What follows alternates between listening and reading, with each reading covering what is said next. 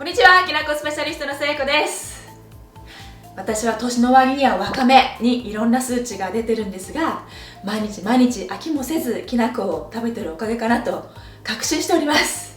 そして今日はそんな私が普段食べてるものをご紹介しようと思うんですが、近年注目されているオートミール、これときなこを合わせたレシピ3つ簡単なものをご紹介しようと思います。オートミール流行ってますよね。何でもね流行ってると思うんですが、特にダイエットされてる方が注目して食べてる食材だと思います。ご飯の代わりになりますしね。でカロリーも低いし、タンパク質も多いし、でビタミンミネラルも豊富、栄養も豊富ということでね、いいことばっかりのものなんですけども、私自身もねこの1ヶ月をご飯をオートミールに変えてきな粉を合わせて食べてみたんですけども、まあ腹持ちがいい、お腹が空きづらくなるなというふうに本当に思いました、ね、そこにきな粉の食物繊維もタンパク質も、ね、足してあげることによって満足感もすごいですし、まあもう便秘解消どころかもう巡るなという印象になりました。何より美味しいですからね。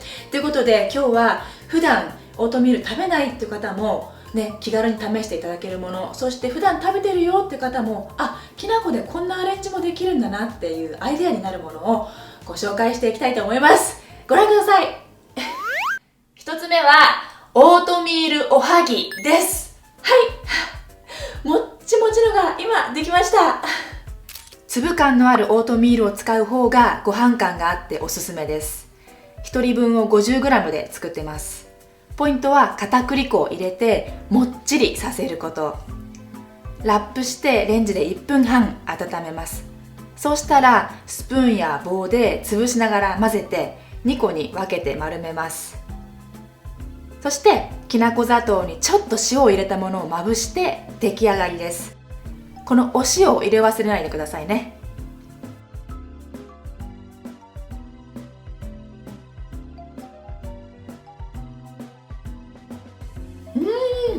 もっちもち、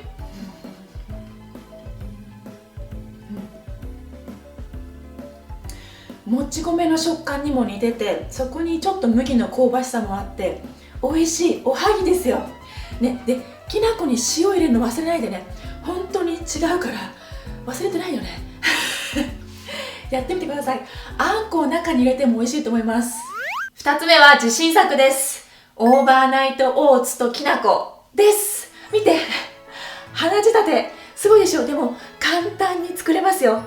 オーバーナイトオーツ流行ってるのでいろんなレシピが世の中にありますが、私はヨーグルトもミルクも入れてオートミールをふやかすのがクリーミーで美味しかったです。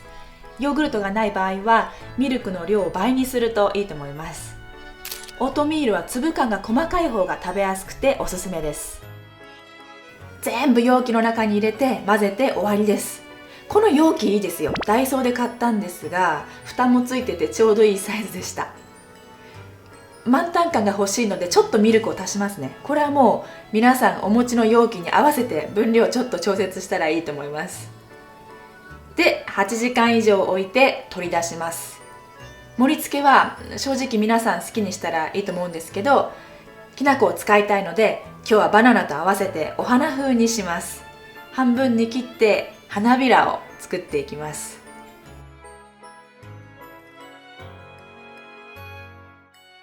で花びらを敷いていきます。きな粉は見えなくなっちゃうんですけど、これでバナナのカリウムも加わってもっと体が循環するようになると思います。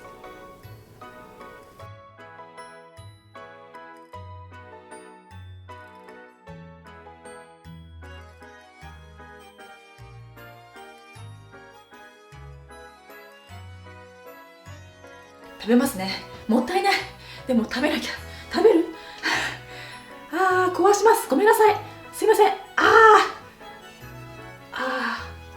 らね、もっちり食べます。スプーンが大きくて